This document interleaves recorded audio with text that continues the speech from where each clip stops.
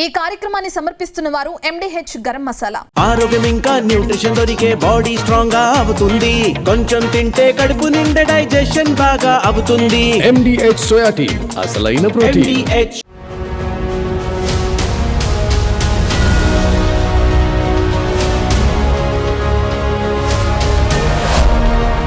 నమస్తే, welcome to inner report. కేంద్ర కేబినెట్లో భారీ ప్రక్షాళనకు రంగం సిద్ధమైంది. పార్లమెంట్ వర్షాకాల సమావేశాల్లోపు కేంద్ర కేబినెట్ను విస్తరించబోతున్నారా? ఈసారి మంత్రివర్గ విస్తరణలో కేంద్ర హోంమంత్రి అమిత్ షాకు ప్రమోషన్ దక్కబోతుందా? అలాగే రాజమండ్రి ఎంపీ పురంధేశ్వరికి మోదీ కేబినెట్లో బెర్త్ ఖాయమైందా? తెలంగాణ నుంచి ఓ ఎంపీకి ప్రమోషన్ కన్ఫర్మ్ అయిందా? Let's watch the story.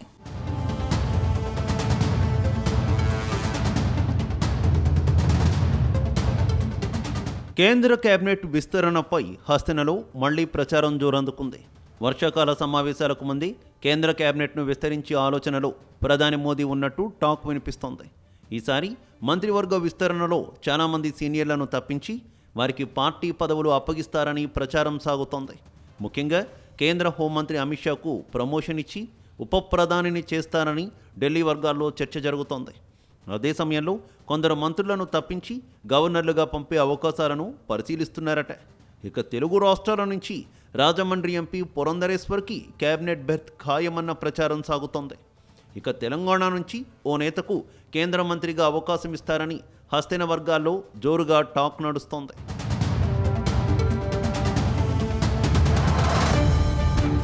ఇక ప్రధాని నరేంద్ర మోదీ కేబినెట్లో తొలిసారిగా ఉప ప్రధానిని నియమించాలని భావిస్తున్నట్టు తెలుస్తోంది. తనకు అత్యంత నమ్మకస్తుడైన హోంమంత్రి అమిత్ షాకు ఉప ప్రధాని పదవి అప్పగించేందుకు ప్రధాని మోదీ ఆసక్తిగా ఉన్నట్టు తెలుస్తోంది. అందుకే ఇదే సరైన సమయంగా ప్రధాని భావిస్తున్నారని ప్రచారం జరుగుతోంది. ఇప్పటికీ 3 సార్లు ప్రధానిగా మోదీ బాధ్యతలు తీసుకుంటే ఆయన కేబినెట్లో హోంమంత్రిగా అమిత్ షా అత్యంత కీలక భూమిక పోషిస్తున్నారు. ఇక ఆయనకు ఉప ప్రధానిగా ప్రమోషన్ ఇవ్వడమే కాకుండా భావి ప్రధాని అన్న సంకేతాలు ఇవ్వాలని మోదీ ఆలోచనగా ఉందని బీజేపీ వర్గాల్లో ప్రచారం సాగుతోంది.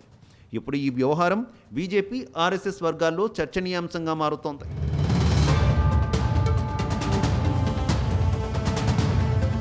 మరోవైపు మంత్రివర్గ విస్తరణలో ఏపీ నుంచి రాజమండ్రి ఎంపీకి కేబినెట్ బెర్త్ ఖాయమైనట్టు ప్రచారం సాగుతోంది. దగ్గుబాటి పురంధరేశ్వరిని కేంద్ర కేబినెట్లోకి తీసుకోవాలని ఏపీ సీఎం చంద్రబాబు నుంచి ప్రధాని మోదీపై ఒత్తిడి ఉన్నట్టు తెలుస్తోంది. మరోవైపు యూపీఏ హయాంలో మంత్రిగా పనిచేసిన పురంధరేశ్వరి రాష్ట్ర విభజన నేపథ్యంలో కాంగ్రెస్ను వీడి బీజేపీలో చేరారు. ఆ తర్వాత ఏపీ బీజేపీ అధ్యక్షురాలుగా పనిచేసి పార్టీకి ఎన్నడూ దక్కని విజయాన్ని అందించారు. 2024లో మోదీ 3.0 సర్కార్ ప్రమాణ స్వీకారం చేసిన సమయంలోనే పురంధరేశ్వర్కి మంత్రిగా అవకాశం ఇవ్వాలని భావించినా సాధ్యం కాలేదు. అయితే ప్రస్తుతం మహిళా రిజర్వేషన్ బిల్లు తీసుకురావాలని భావిస్తున్న ప్రభుత్వం కేబినెట్లో మహిళల కోటా పెంచాలని నిర్ణయించింది. దీంతో సమర్థురాలిగా పేరున్న పురంధరేశ్వర్కి ఎట్టి పరిస్థితుల్లోనూ అవకాశం ఇవ్వాలనే వాదన వినిపిస్తోంది. ప్రధాని మోదీ సైతం ఇదే విధమైన ఆలోచనతో ఉన్నారని అంటున్నారు.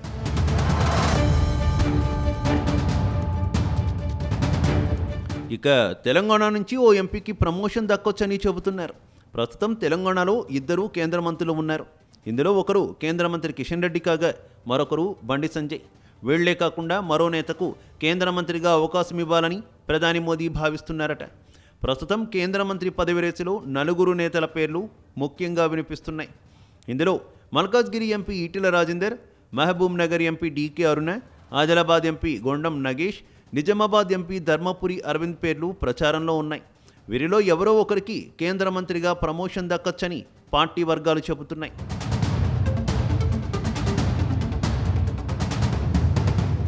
ఇదిలా ఉంటే ఈసారి కేంద్ర కేబినెట్ ప్రక్షాళనలో కొందరు మంత్రులను తప్పిస్తారని అంటున్నారు. వీరికి పలు రాష్ట్రాల్లో గవర్నర్ పదవులు అప్పగించే అవకాశం ఉందట. నీట్ పరీక్ష వ్యవహారంలో తీవ్ర విమర్శలు ఎదుర్కొన్న విద్యాశాఖ మంత్రి ధర్మేంద్ర ప్రధాన్కి పదవీగండం తప్పదని ప్రచారం సాగుతోంది. అలాగే కేంద్ర మంత్రి హర్దీప్ సింగ్ పూరి, పంకజ్ చౌదరి, హర్ష్ మల్హోత్రాను కూడా మంత్రివర్గం నుంచి తప్పించే అవకాశం ఉన్నట్టు టాక్ నడుస్తోంది. ఇక ఆర్థిక మంత్రిగా అత్యంత కీలక బాధ్యతలు చేస్తున్న నిర్మలా సీతారామన్ మంత్రిత్వ శాఖలో మార్పులు ఉండే అవకాశం ఉందని ప్రచారం సాగుతోంది. నిర్మలమ్మకు విద్యాశాఖను అప్పగించే యోచనలో ఉన్నట్టు సమాచారం. ఇక నిర్మల స్థానంలో ఆర్థిక మంత్రిగా మాజీ ఆర్బీఐ గవర్నర్ శక్తికాంత్ దాస్ పేరు ప్రముఖంగా వినిపిస్తోంది.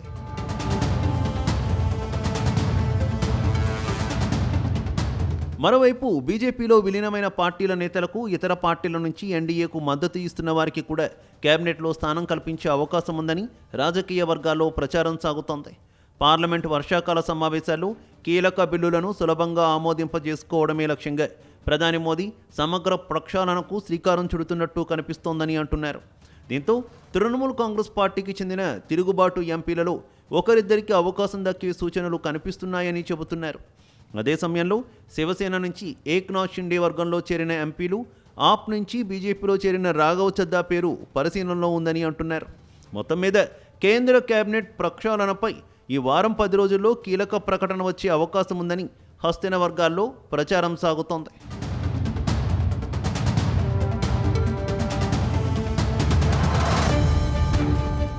తెలంగాణ కాంగ్రెస్లో అసంతృప్తులు తగ్గటం లేదు. రోజుకో జిల్లాలో కొత్త వివాదాలు పుట్టుకొస్తున్నాయి. ఇటీవల నిజామాబాద్ జిల్లా నేతల మధ్య పంచాయతీ జరిగింది. ఆ గొడవ సద్దుమణగక ముందే తుంగతుర్తి నేతల లొల్లి గాంధీ భవన్కు చేరింది. ఆ వెంటనే వరంగల్ నేతల మధ్య గొడవలు పార్టీకి ఇబ్బందిగా మారాయా? పార్టీలో నేతల మధ్య గొడవలకు చెక్ పెట్టకపోతే ఇబ్బందులు తప్పవని కాంగ్రెస్ పెద్దలు భావించారా? వీరికి కంట్రోల్ చేయకపోతే మరిన్ని జిల్లాల్లోనూ పెద్ద ఎత్తున అసంతృప్తులు పెరిగిపోతారని పార్టీ పెద్దలు ట్రీట్మెంట్ మొదలుపెట్టారా? Let's watch the story.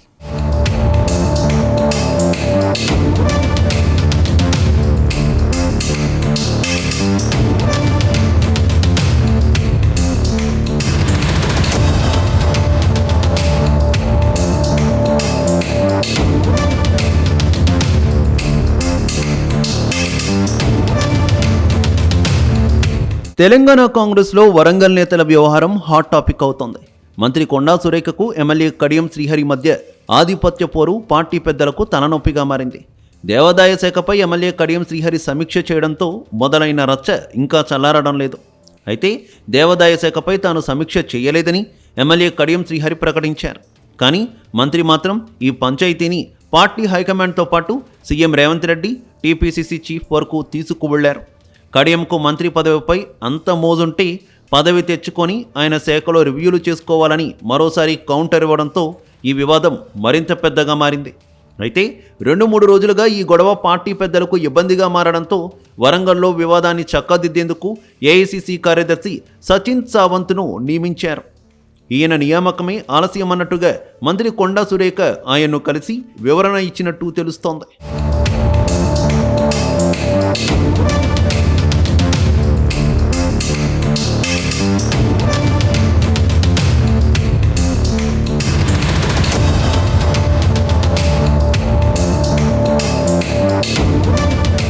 మరోవైపు సూర్యాపేట జిల్లా తుంగతుర్తి వ్యవహారం సీఎం రేవంత్ రెడ్డికి తలనొప్పిగా మారింది. వారం రోజుల క్రితం ఎమ్మెల్యే మందుల సామేల్, ఎంపీ చామల కిరణ్ కుమార్ రెడ్డి మధ్య వివాదం మొదలైంది. తుంగతుర్తి నియోజకవర్గంలో మండల అధ్యక్ష పదవుల భర్తీలో ఎమ్మెల్యే తన వర్గానికే పదవులు కట్టబెట్టారని ఎంపీ వర్గం ఆరోపించింది. ఆ తర్వాత ఎమ్మెల్యేకు వ్యతిరేకంగా నిరసనలు చేపట్టింది. చివరకు ఎమ్మెల్యే తీరును నిరసిస్తూ గాంధీ భవన్ వస్తున్న నేతలను ఎమ్మెల్యే వర్గం అడ్డుకోవడంతో తుంగతుర్తిలో ఉద్రిక్త పరిస్థితులు నెలకొన్నాయి. ఈ క్రమంలోనే తుంగతుర్తి నియోజకవర్గంలో మందుల సామేల్ వర్గం వర్సెస్ చామల వర్గం మధ్య ఉన్న గ్రూపు రాజకీయాల పరిష్కార బాధ్యతను సీనియర్ నేత టీపీసీసీ వర్కింగ్ ప్రెసిడెంట్ జగ్గారెడ్డికి అప్పగించారు. పార్టీ పరిశీలకులు క్షేత్రస్థాయిలో పర్యటించి ఇరు వర్గాల వాదనలు విని నివేదిక సమర్పించిన తర్వాత అధిష్టానం తుది నిర్ణయం తీసుకుంటారు. ఈ చర్యల ద్వారా పార్టీ ప్రతిష్ట దెబ్బతినకుండా అంతర్గత సంక్షోభాన్ని ముందే అదుపు చేయాలని కాంగ్రెస్ హైకమాండ్ భావిస్తోంది.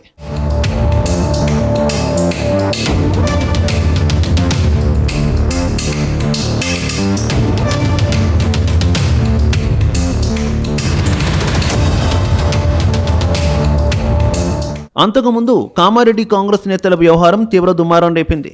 కాంగ్రెస్ సీనియర్ నేత షబీర్ అలీపై కామారెడ్డి కాంగ్రెస్ నేతలు యుద్ధం ప్రకటించారు. కామారెడ్డిలో కాంగ్రెస్ నేతలను ఎవరిని పని చేసుకోకుండా అడ్డుకుంటున్నారని ఆరోపించారు. ఈ క్రమంలోనే టీపీసీసీ చీఫ్ మహేష్ కుమార్ గౌడ్పై తీవ్ర ఆరోపణలు చేస్తూ పార్టీలో పదవులు అమ్ముకుంటున్నారు అనే అర్థం వచ్చేలా సీనియర్ నేత మహ్మద్ అలీ షబీర్ మాట్లాడిన ఓ ఆడియో సోషల్ మీడియాలో వైరల్గా మారింది. ఈ ఉదంతాన్ని తీవ్రంగా పరిగణించిన పీసీసీ క్రమశిక్షణా కమిటీ సదరు ఆడియోపై వివరణ ఇవ్వాలంటూ షబ్బీర్ అలీకి షోకాజ్ నోటీసులు జారీ చేసింది. కామారెడ్డి నియోజకవర్గానికి చెందిన కాంగ్రెస్ నేత చంద్రశేఖర్ రెడ్డితో జరిగిన అంతర్గత వివాదాలు, ఈ ఆడియో లీక్ వ్యవహారం కాస్త ఇప్పుడు కాంగ్రెస్ పార్టీకి తలనొప్పిగా మారింది. అయితే షబ్బీర్ అలీ పార్టీ పెద్దలకు వివరణ ఇచ్చుకున్నారు. అయినప్పటికీ కామారెడ్డిలో నేతల మధ్య పంచాయతీకి ఎండ్ కార్డ్ పడలేదని ప్రచారం జరుగుతోంది.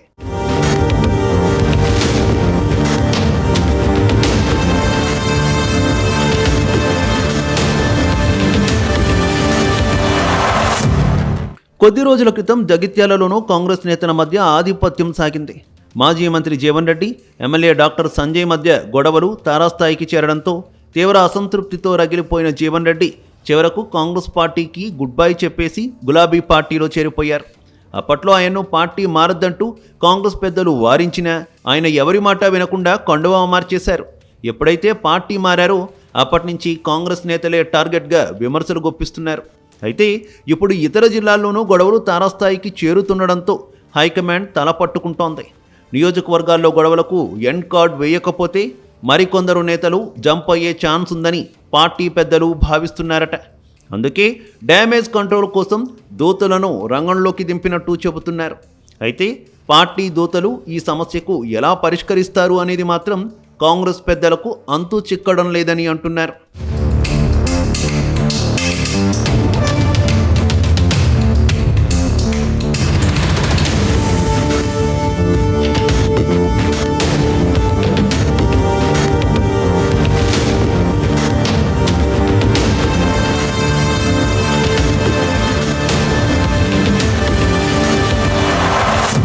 రాయలసీమలో జనసేన పార్టీ ప్రభావం అంతంత మాత్రమే. రాయలసీమలో దాదాపు 70 నియోజకవర్గాలుండగా గత అసెంబ్లీ ఎన్నికల్లో గెలిచింది 1-2 చోట్లే. కానీ వచ్చే ఎన్నికల్లో ఈ బలం పెంచుకోవాలని జనసేన అధినేత పవన్ భావిస్తున్నారా? అందుకే చేరికల కమిటీ రాయలసీమపై స్పెషల్ ఫోకస్ పెట్టిందా? మాజీ మంత్రి బాలినేని శ్రీనివాసరెడ్డి నేరుగా రంగంలోకి దిగిపోయి అసంతృప్తులకు గాలం వేస్తున్నారా? త్వరలోనే వైసీపీలో 4 సీనియర్ నేతలు జనసేనలో చేరే అవకాశం ఉందా?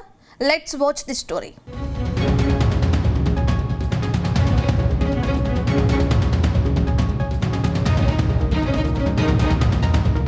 ఆంధ్రప్రదేశ్లో జనసేన పార్టీ చేరికలపై స్పెషల్ ఫోకస్ పెట్టినట్టు తెలుస్తోంది. రాయలసీమలో పార్టీకి పెద్దగా బలం లేకపోవడంతో ఇప్పుడు ఆ బలాన్ని పెంచుకునే ఆలోచనలో జనసేన హైకమాండ్ ఉన్నట్టు సమాచారం. ఫ్యాన్ పార్టీలో కీలకంగా ఉన్న నేతలతో జనసేన పెద్దలు సంప్రదింపులు చేస్తున్నారని ప్రచారం సాగుతోంది. ఈ చర్చల తర్వాత గ్రేటర్ రాయలసీమ పరిధిలోని 6 ఉమ్మడి జిల్లాల నుంచి భారీగా వైసీపీ నేతలు జనసేనలో చేరుతారని ప్రచారం సైతం మొదలైంది. ప్రస్తుతం వైసీపీలో చాలామంది నేతలు తీవ్ర అసంతృప్తితో ఉన్నారు. అటువంటి వారంతా జనసేన వైపు చూస్తున్నట్టు తెలుస్తోంది. వారిని పార్టీలోకి రప్పించేందుకు మాజీ మంత్రి బాలినేని శ్రీనివాసరెడ్డి రంగంలోకి దిగినట్టు సమాచారం. ఇటీవల 14 మంది జనసేన నేతలతో చేరికల కమిటీని ఏర్పాటు చేశారు. అందులో మాజీ మంత్రి బాలినేని శ్రీనివాసరెడ్డి కూడా ఒకరు. ఆయనకు గ్రేటర్ రాయలసీమ జిల్లాలపై మంచి పట్టు ఉంది. కాంగ్రెస్ పార్టీతో పాటు వైసీపీలోనూ ఆయన పనిచేశారు. ఆ అనుభవంతోని పెద్ద ఎత్తున వైసీపీ నేతలను ఆకర్షించేందుకు ఆయన ప్రయత్నాలు మొదలుపెట్టినట్టు తెలుస్తోంది. ముఖ్యంగా ఫ్యాన్ పార్టీలో అసంతృప్త నేతలనే టార్గెట్ చేసుకున్నట్టు తెలుస్తోంది.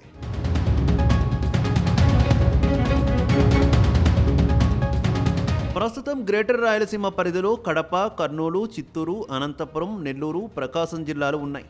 ఈ జిల్లాల్లో దాదాపు 70 వరకు నియోజకవర్గాలు ఉన్నాయి. ఇక్కడ మొదటి నుంచి వైసీపీకి మంచి పట్టుంది. గత అసెంబ్లీ ఎన్నికల్లో గ్రేటర్ రాయలసీమలో వైసీపీ స్పీడ్కు టీడీపీ బ్రేకులు వేసింది. అయినప్పటికీ గ్రేటర్ రాయలసీమలో వైసీపీకి ఏమాత్రం పట్టు తగ్గలేదు. ఎందుకంటే 2019 ఎన్నికల్లో మాత్రం ఒక 5 స్థానాలు మినహా మిగిలిన నియోజకవర్గాల్లో వైసీపీ విజయదుందుభి మోగించింది. 2024 ఎన్నికల్లో కూటమి ప్రమోజనంలో సైతం వైసీపీ 7 స్థానాల్లో విజయం సాధించింది. 3 ఎంపీ సీట్లను కూడా గెలుచుకుంది.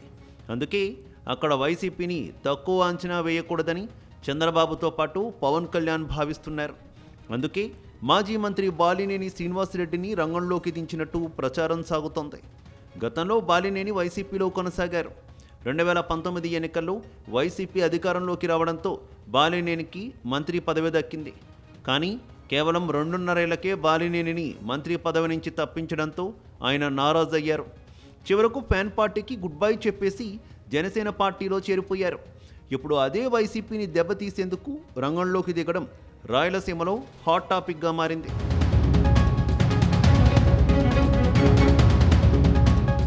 మరోవైపు మాజీ మంత్రి బాలినేని శ్రీనివాసరెడ్డి తన సొంత జిల్లా ప్రకాశం నుంచి జనసేన చేరికల విషయంలో ప్రత్యేక ఫోకస్ పెట్టినట్టు తెలుస్తోంది.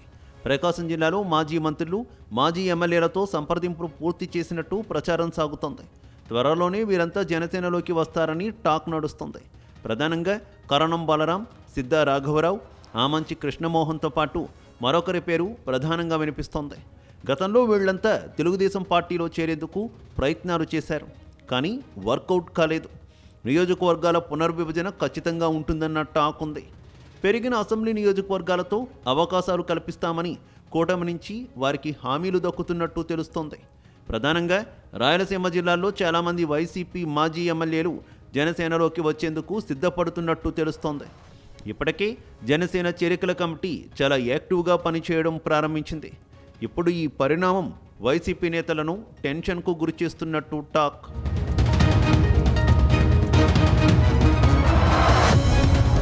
మొత్తం మీద గ్రేటర్ రాయలసీమలో జనసేన విస్తరణ టీడీపీలోనూ టెన్షన్ పుట్టిస్తున్నట్టు తెలుస్తోంది. ప్రస్తుతం చేరికల విషయంలో జనసేన దూకుడు పెంచడంతో భవిష్యత్తులో టీడీపీకి ఇబ్బంది అని ఆ పార్టీ నేతలు భావిస్తున్నారట. ఈ విషయంలో జనసేనలో చేరాలనుకుంటున్న నేతలను తమ వైపు తిప్పుకునేందుకు ప్రయత్నాలు చేస్తున్నట్టు సమాచారం. ప్రస్తుతం కూటమి పార్టీలు కలిసికట్టుగా ప్రభుత్వాన్ని నడిపిస్తున్న చేరికల విషయంలో మాత్రం లోలోన టెన్షన్ పడుతున్నట్టు టాక్. మరి జనసేనలో చేరికలు రానున్న రోజుల్లో సజావుగా సాగుతాయా? టీడీపీ నేతలు అడ్డుకుని నిలదీస్తారా అనేది మాత్రం ఇంట్రెస్టింగ్గా మారింది.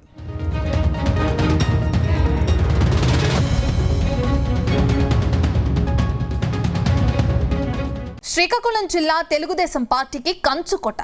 గత అసెంబ్లీ ఎన్నికల్లో జిల్లాను కూటమి పార్టీలు క్లీన్ స్వీప్ చేశాయి. వచ్చే ఎన్నికల్లోనూ ఇదే సీన్ రిపీట్ చేయాలని భావిస్తున్నాయి. కానీ పాతపట్నం సీటు కోసం, బెర్త్ కోసం నేతలు ఇప్పటి నుంచే నానా తంటాలు పడుతున్నారా? ఎమ్మెల్యే సీటు కోసం ఓ కార్పొరేషన్ చైర్మన్ కచీఫ్ వేసుకుని కూర్చున్నారా? దాంతో ఎన్నికలకు 2.5 ఏళ్ల ముందుగానే టికెట్ ఎవరికి దక్కుతుందనే చర్చ మొదలైందా? అక్కడ వైసీపీని బలంగా ఢీకొట్టే కూటమి లీడర్ ఎవరు? ఎప్పటి నుంచే టికెట్ కోసం నేతలు ఎందుకు లాబింగ్ చేస్తున్నారు?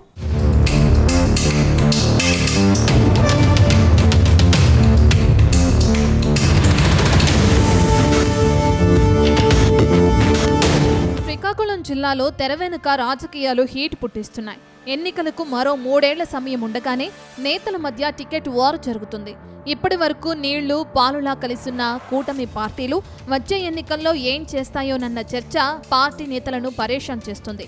గత అసెంబ్లీ ఎన్నికల్లో శ్రీకాకుళం జిల్లా పాతపట్నంలో సిట్టింగ్ ఎమ్మెల్యేగా టీడీపీ నుంచి మామిడి గోవిందరావు ఎన్నికయ్యారు. తొలిసారిగా శాసనసభలోకి అడుగుపెట్టిన ఎంజీఆర్కి జనసేన నుంచి సుడా చైర్మన్ కొరికాన రవికుమార్ పక్కలో బల్లెంలా మారారని ప్రచారం సాగుతుంది. శ్రీకాకుళం నగరంలో కార్యకలాపాలు కొనసాగిస్తున్న Srikakulam urban development authority chairman Korikana Ravikumar Pathapatnam assembly నియోజకవర్గంపై మనసు పారేసుకున్నారని జిల్లాలో జోరుగా ప్రచారం సాగుతుంది. వచ్చే ఎన్నికల్లో ఆయన పాతపట్నం నుంచి తన అదృష్టాన్ని పరీక్షించుకోవాలని భావిస్తున్నారట. ఇప్పుడు ఈ వ్యవహారం పాతపట్నంలో చర్చనీయాంశంగా మారింది.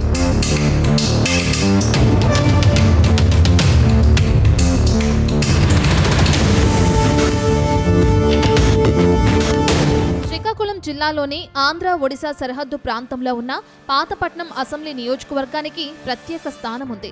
ఈ నియోజకవర్గం 5 మండలాలను కలిపి అతిపెద్ద నియోజకవర్గంగా గుర్తింపు సాధించింది. అయితే ఇక్కడి రాజకీయాలు సైతం చాలా ఆసక్తిగా ఉంటాయి. ఇటీవల ఎన్నికల్లో కూటమి పార్టీ అభ్యర్థిగా మామిడి గోవిందరావు గెలిచారు. దీంతో 5 దశాబ్దాలుగా నియోజకవర్గంలో చక్రం తిప్పి 7 సార్లు గెలిచిన తండ్రి కుమారులు కలమట మోహన్ రావు, కలమట వెంకటరమణలకు గట్టి ఎదురుదెబ్బ తగిలినట్లయింది. అయితే ఎన్నికల సమయంలో కలమట వెంకటరమణకు నచ్చజెప్పి టీడీపీ జిల్లా పార్టీ అధ్యక్ష పదవిని చంద్రబాబు కట్టబెట్టారు. అయితే కలమట నుంచి తనకు లైన్ క్లియర్ అయిందని భావించిన ఎమ్మెల్యే మామిడి గోవిందరావుకు ఇప్పుడు కొరికాన రవికుమార్ నుంచి పోటీ ఎదురవుతుందని ప్రచారం సాగుతుంది.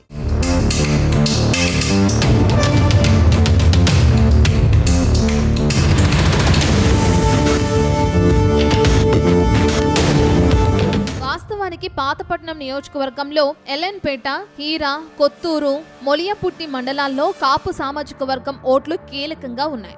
ఇదే సమీకరణాలతో పాతపట్నం సెగ్మెంట్ ఇప్పటి వరకు కాపు సామాజిక వర్గం నేతలే ఎమ్మెల్యేలుగా ఎన్నికవుతూ వస్తున్నారు. రాబోయే 2029 ఎన్నికల్లో మళ్లీ ఇక్కడ కూటమి అభ్యర్థి నుంచి వైసీపీ సిట్టింగ్ ఇన్ఛార్జ్ రెడ్డి శాంతిపై పోటీ చేసేందుకు కూటమి పార్టీల నేతలు రెడీగా ఉన్నారు.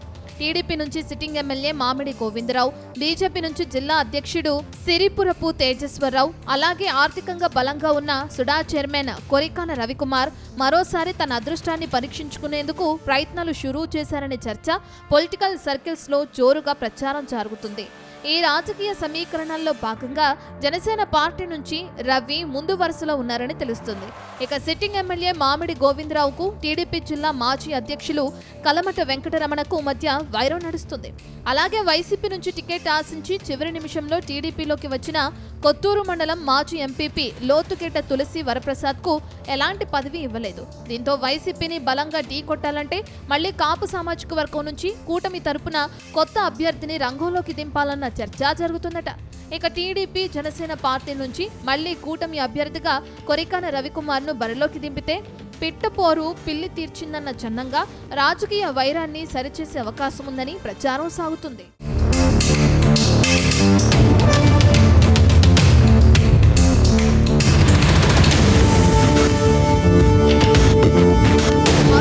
శ్రీకాకుళం జిల్లాలో కాపు సామాజిక వర్గానికి ప్రాధాన్యం ఇవ్వాలంటే ఇచ్చాపురం, పలాస, టెక్కలి, నరసన్నపేట, శ్రీకాకుళం, ఆముదాల వలస అసెంబ్లీ నియోజకవర్గాల్లో అవకాశం లేకుండా పోయింది. అందుకే పాతపట్నంలో కాపులకు తప్పనిసరిగా సీటు దక్కుతుంది. ఇలాంటి పొలిటికల్ ఈక్వేషన్స్ మూలంగా సిక్కోలు జిల్లాలో కాపులకు అనుకూలంగా పాతపట్నం అసెంబ్లీ నియోజకవర్గం ముందు వరుసలో ఉందని ప్రచారం సాగుతుంది. మొత్తం మీద పాతపట్నంలో సిట్టింగ్ ఎమ్మెల్యే మామిడి గోవిందరావుకు కొరికాన రవికుమార్ భయం పట్టుకుందని ప్రచారం సాగుతుంది. వచ్చే ఎన్నికల్లో ఈ సీటును జనసేనకి ఇవ్వాలని అనుకుంటే సుడా చైర్మన్ కొరికాన రవికుమార్కే టికెట్ దక్కే అవకాశాలు మెండుగా ఉన్నాయని సిక్కోలు కూటమి వర్గాల్లో గుసగుసలు వినిపిస్తున్నాయి.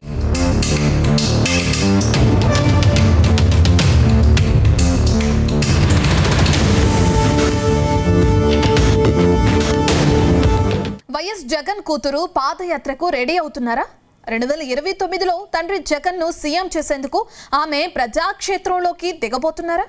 వైఎస్ జగన్ పాదయాత్రకు ముందే పాదయాత్రతో క్యాడర్లో జోష్ నింపే యత్నంలో హర్షారెడ్డి ఉన్నారా?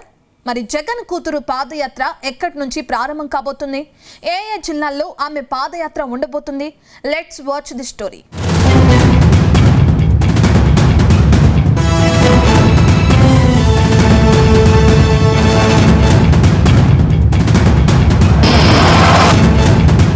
ఆంధ్రప్రదేశ్లో వైఎస్ ఫ్యామిలీ నుంచి మరో వారసురాలు పొలిటికల్ ఎంట్రీకి రంగం సిద్ధమైనట్టు తెలుస్తుంది. వైసీపీ అధినేత మాజీ సీఎం వైఎస్ జగన్ కూతురు వైఎస్ హర్షారెడ్డి తండ్రి కోసం నవతరం మరో ప్రజా ప్రస్థానం పేరుతో పాదయాత్ర చేసేందుకు రెడీ అయ్యారని ప్రచారం సాగుతుంది. ప్రస్తుతం విదేశాలలో ఉద్యోగం చేస్తున్న హర్షారెడ్డి తండ్రి కోసం ఉద్యోగానికి బ్రేక్ చెప్పేసి పాదయాత్ర చేస్తారని పార్టీ వర్గాల్లో తెగ ప్రచారం సాగుతుంది. వైఎస్ హర్షారెడ్డి పాదయాత్రకు సంబంధించిన పోస్టర్ వైసీపీ వర్గాల్లో తెగ ట్రెండింగ్ అవుతుంది. వైఎస్ జగన్తో పాటు కూతురు హర్షారెడ్డి, మాజీ మంత్రి అంబటి రాంబాబు, రోజా ఫోటోలతో కూడిన పోస్టర్ హైలైట్ అవుతుంది. అయితే వచ్చే ఏడాది 2027లో జనంలోకి వెళ్లేందుకు వైఎస్ జగన్ రెడీ అవుతున్నారు. ఇడుపులపాయ నుంచి ఇచ్చాపురం వరకు పాదయాత్ర చేసేందుకు ఆయన సిద్ధమవుతున్నారు. ఆలోపే హర్షారెడ్డి సైతం పాదయాత్రను పూర్తి చేస్తారని టాక్ వినిపిస్తుంది.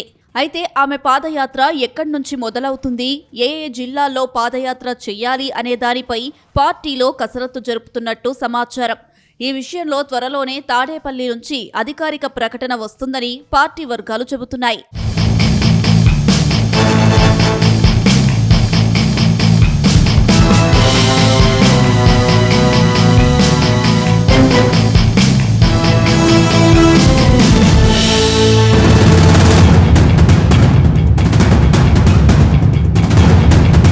గతంలో 2019 ఎన్నికలకు ముందు వైఎస్ జగన్ పాదయాత్ర చేశారు. అప్పట్లో ఇడుపులపాయ నుంచి ఇచ్చాపురం వరకు ఆయన పాదయాత్ర కొనసాగించారు.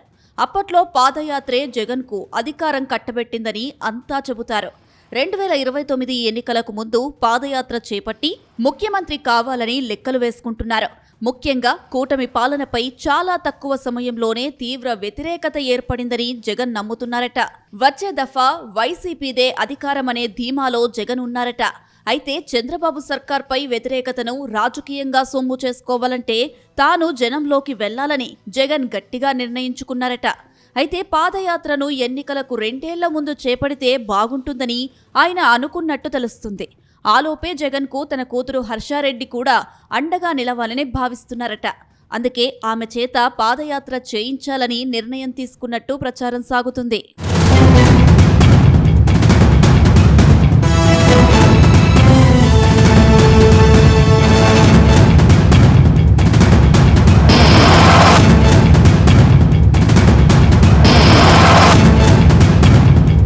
వైఎస్ జగన్ భారతీ దంపతుల పెద్ద కూతురే హర్షారెడ్డి.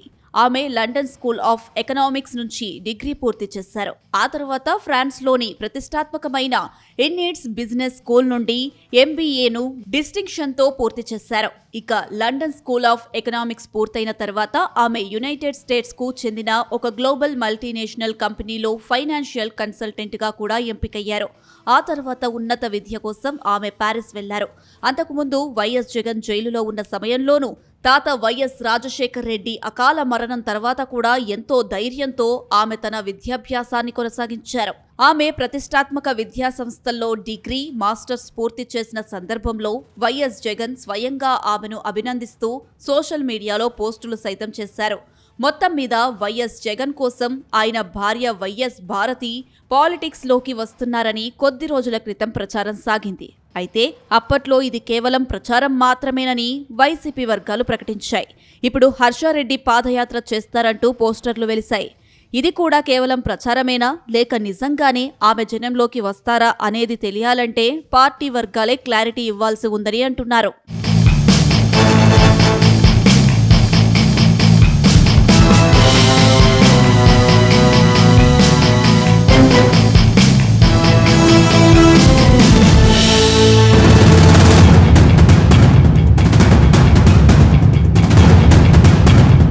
ఇది ఇవాళ ఇన్నర్ రిపోర్ట్. తిరిగి మళ్ళీ రేపు కలుసుకుందాం. అప్పటి వరకు చూస్తూనే ఉండండి జీ తెలుగు న్యూస్. ఈ కార్యక్రమాన్ని సమర్పించిన వారు MDH గరం మసాలా, MDH దమాలు, దాల్ తడక మరియు మష్రూమ్ మసాలా. MDH తో భోజనం ఎల్లప్పుడూ రుచికరం. MDH సదా మీకు కొత్త రుచినివ్వడానికి తయారుగా ఉంటుంది.